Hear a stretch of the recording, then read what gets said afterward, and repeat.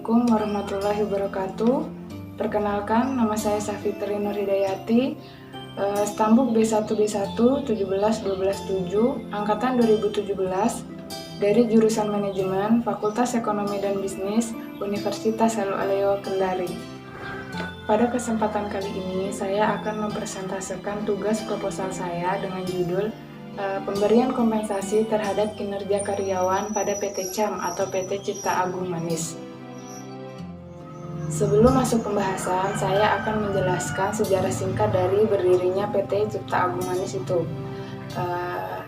Langsung saja, PT Cipta Agung Manis adalah perusahaan yang belum lama berdiri di Kabupaten Konawe Selatan, yang bergerak di bidang pengolahan singkong yang dijadikan sebagai tepung tapioka. PT Cipta Agung Manis mulai beroperasi pada tahun 2014 dengan luas lahan sekitar 2.200 hektar. Lama pembangunan PT Cipta Agung Manis itu sendiri menghabiskan waktu 1 tahun, dimulai dari tahun 2014 sampai dengan tahun 2015. Awal mula berdirinya perusahaan ini hanya bergerak di daerah Bumi Raya dan Lalobao, Kecamatan Andoolo. Tetapi sekarang perusahaan PT Cipta Agung Manis bergerak di hampir di seluruh Kabupaten Konawe Selatan. Mengapa PT CAM atau PT Cipta Agung Manis memilih singkong sebagai bahan utama dalam perusahaan ini? Karena tercatat Indonesia menjadi penghasil singkong terbesar di dunia dengan kurang lebih 28,8 juta ton per tahunnya. Latar belakang berdirinya PT Cipta Agung Manis di daerah Konawe Selatan yaitu karena adanya potensi lahan yang sangat subur dan cocok sebagai budidaya pengolahan ubi kayu, sehingga mendorong para pengusaha atau investor untuk mendirikan perusahaan yang bergerak di bidang pengolahan ubi kayu yang dijadikan sebagai tepung tapioka.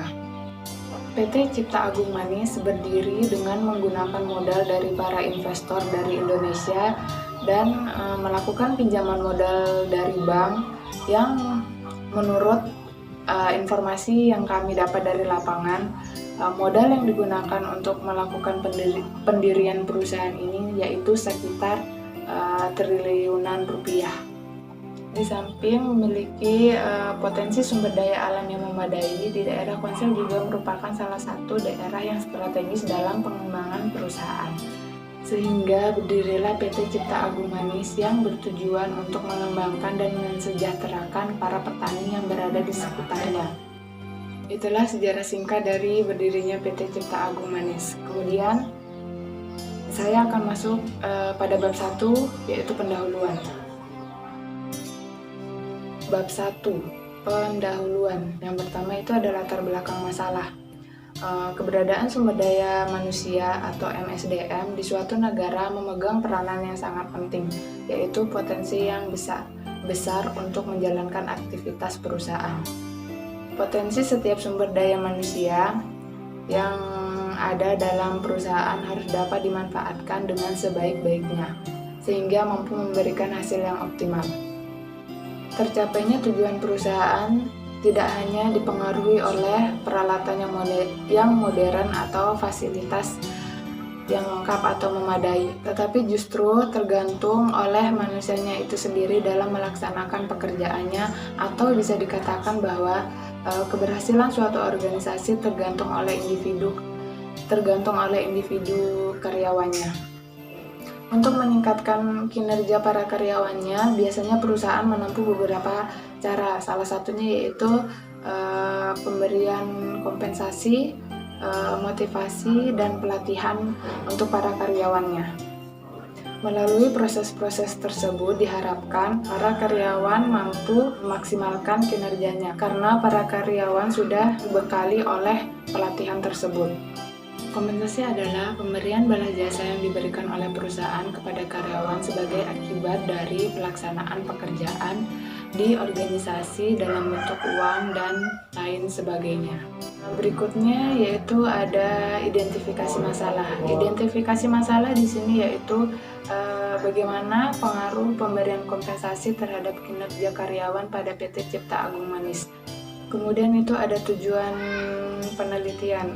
Tujuan dari penelitian ini yaitu untuk mengetahui pengaruh pemberian kompensasi terhadap kinerja karyawan pada PT Cipta Agung Manis. Manfaat penelitian di sini yaitu ada dua. Yang pertama secara teoritis dan secara praktis.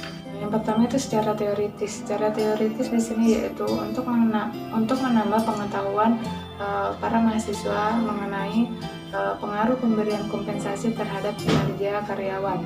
Yang kedua di sini ada secara praktis. Secara praktis yaitu memberitahukan kepada pihak perusahaan mengenai pemberian kompensasi terhadap kinerja karyawan pada perusahaan. Kemudian ada ruang lingkup. Ruang lingkup di sini yaitu difokuskan pada kinerjanya dan kompensasi. Selanjutnya kita masuk pada bab 2 yaitu tinjauan pustaka. Ada pengertian kompensasi. Pengertian kompensasi di sini yaitu menurut para ahli. Di sini saya akan menjelaskan pengertian kompensasi dari dua ahli. Yang pertama itu dari Hasibuan pada tahun 2002 yang mengatakan atau mendefinisikan kompensasi yaitu semua pendapatan yang berbentuk uang, barang langsung atau tidak langsung yang diterima karyawan sebagai imbalan atas jasa yang diberikan kepada perusahaan.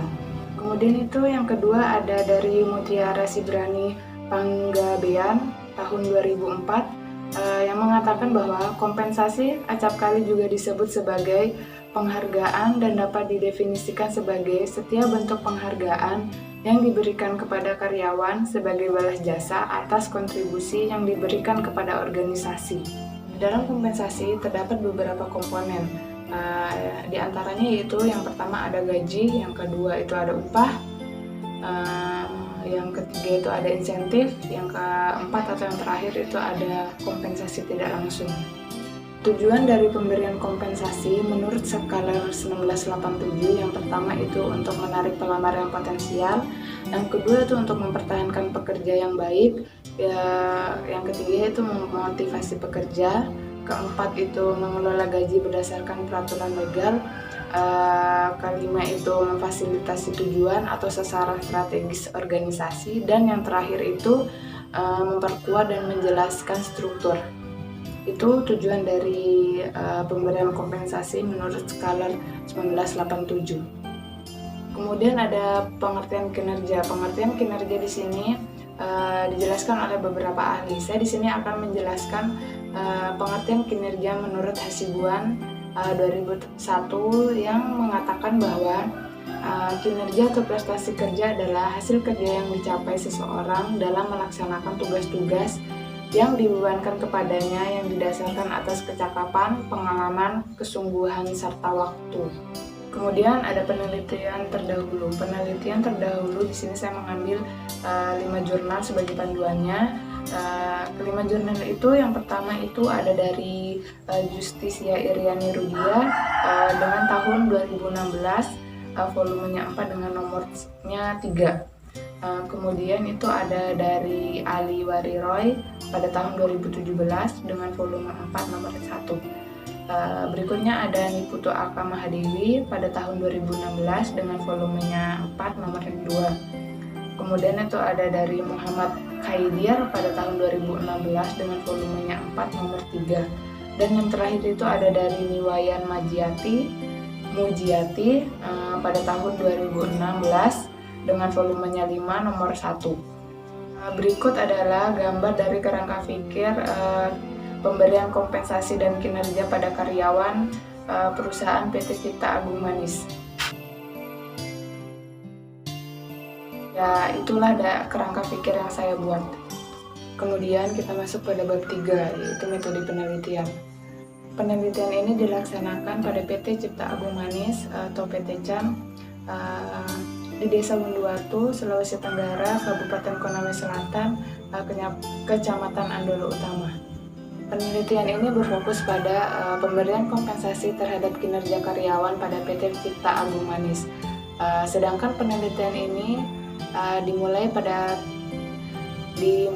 tanggal 12 Maret tahun 2020. Kemudian metode penentuan sampelnya yaitu menggunakan sampling jenuh Sampling jenuh adalah teknik penentuan sampel jika menggunakan populasi sebagai sampelnya. Jadi objek penelitian dalam penelitian ini adalah seluruh karyawan pada PT Cipta Agung Manis.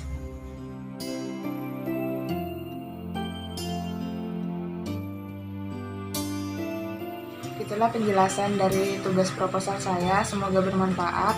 Jika ada salah dan kekurangan mohon dimaafkan. Assalamualaikum warahmatullahi wabarakatuh.